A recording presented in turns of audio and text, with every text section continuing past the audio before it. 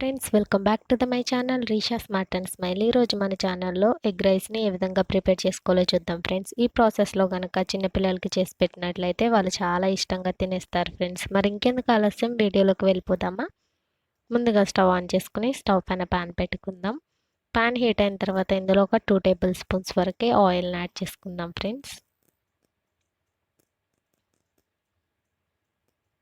Oil heat అయిన తర్వాత ఇందులో ఒక 1 ఆనియన్ని ఈ విధంగా కట్ చేసి యాడ్ చేసుకుందాం. ఒకసారి దీన్ని ఈ విధంగా మిక్స్ చేసుకుందాం. ఇందులో ఇప్పుడు ఒక చిన్న పచ్చిమిర్చిని ఈ విధంగా చిన్న చిన్న ముక్కల కింద కట్ చేసి పెట్టేసుకుని దీన్ని కూడా యాడ్ చేసేసుకుందాం. ఒకసారి ఈ విధంగా ఈ రెండింటిని మిక్స్ చేసుకుందాం. ఆనియన్స్ అనేది కొంచెం మనకి లైట్గా ఫ్రై అవ్వాలి ఫ్రెండ్స్. లైట్గా ఫ్రై అయిన తర్వాత కరివేపాకు రెమ్మని చూడండి ఈ విధంగా శుభ్రంగా క్లీన్ చేసేసుకుని యాడ్ చేసేసుకుందాం. ఇప్పుడు దీన్ని కూడా ఒకసారి ఈ విధంగా మిక్స్ చేసేసుకుందాం. ఇప్పుడు ఇందులో ఒక టమోటాని ఈ విధంగా చిన్న చిన్న ముక్కల కింద కట్ చేసి పెట్టేసుకుని దాన్ని కూడా యాడ్ చేసేసుకుందాం. ఒకసారి ఈ విధంగా మిక్స్ చేసేసుకుందాం మొత్తాన్ని.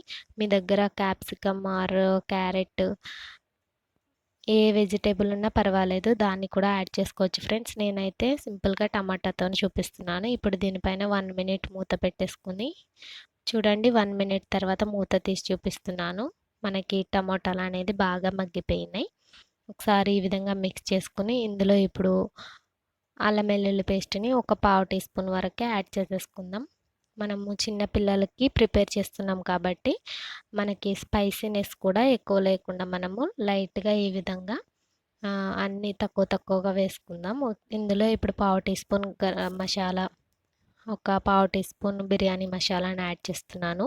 బిర్యానీ మసాలా అనేది నేను రైస్ యాడ్ చేస్తాను కదా, దానికి మంచి ఫ్లేవర్ రావడానికి బిర్యానీ మసాలా యాడ్ చేస్తున్నాను. ఒకవేళ మీ దగ్గర బిర్యానీ మసాలా లేకుండా ఉన్నట్లయితే ధనియా పౌడర్ని కూడా యాడ్ చేసుకోవచ్చు. ఇప్పుడైతే ఇందులో ఒక 1/2 టీ స్పూన్ పసుపును యాడ్ చేసేసుకుందాం. 1 టీ స్పూన్ కారంని యాడ్ చేసుకుని ఒకసారి ఈ విధంగా మొత్తాన్ని మిక్స్ చేసేసుకుందాం ఫ్రెండ్స్. ఒక 1 మినిట్ పాటు ఈ విధంగా మనం మిక్స్ చేసుకుంటూ ఉందాం.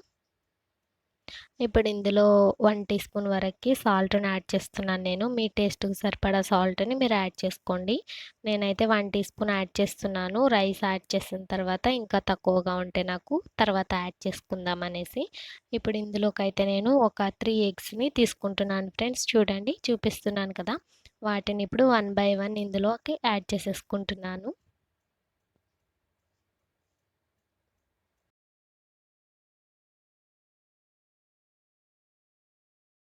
ఇప్పుడు మనం ఈ ఎగ్స్ని యాడ్ చేసుకున్న వెంటనే దీన్ని మిక్స్ చేయకుండా దీనిపైన 1 మినిట్ పాటు మూత పెట్టేసుకున్నట్లయితే మనకి ఇది ఎగ్ అనేది ఎక్కడ మనకి చిన్న చిన్న ముక్కల కింద డివైడ్ అవ్వకుండా ఉంటుంది ఫ్రెండ్స్. చూడండి, ఇప్పుడు దీనిపైన నేను 1 మినిట్ మూత పెట్టేసుకుంటున్నాను.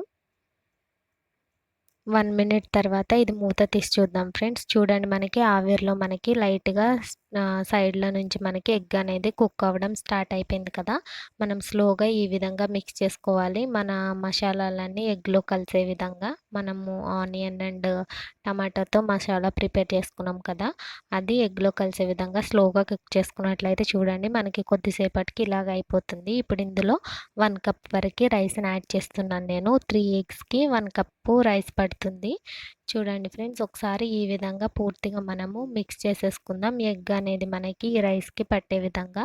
ఇప్పుడు దీనిపైన మూత పెట్టేసుకుందాం. మనం వేసుకున్న మసాలాలన్నీ ఎగ్ అండ్ మిగతావన్నీ రైస్కి పట్టే విధంగా 1 మినిట్ తర్వాత మూత తీసి చూద్దాం ఫ్రెండ్స్. మనకి ఒకసారి ఈ విధంగా మిక్స్ చేసుకోండి.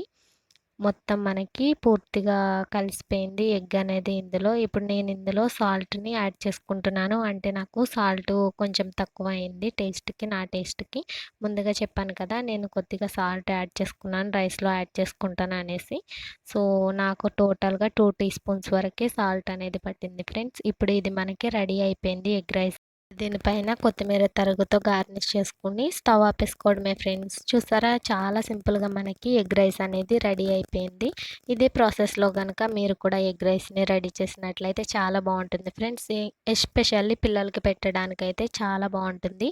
ఎప్పుడు మనం ఏదో ఒక కర్రీ చేస్తూ ఉంటాం కదా, వాళ్ళైతే ఇష్టపడకుండా తినకుండా ఉంటారు. అప్పుడప్పుడు ఇలా చేసి పెట్టండి, వాళ్ళు కూడా చాలా ఇష్టంగా తినేస్తారు ఫ్రెండ్స్. మరి ఇంకెందుకు ఆలస్యం, ఈ ఎగ్ రైస్ రెసిపీ కనుక మీకు నచ్చినట్లయితే మన ఈ ఈ వీడియోకి ఒక లైక్ ఇచ్చేసేయండి. మీ ఫ్రెండ్స్ అండ్ ఫ్యామిలీ మెంబర్స్‌కి ఈ వీడియోని షేర్ చేసేయండి.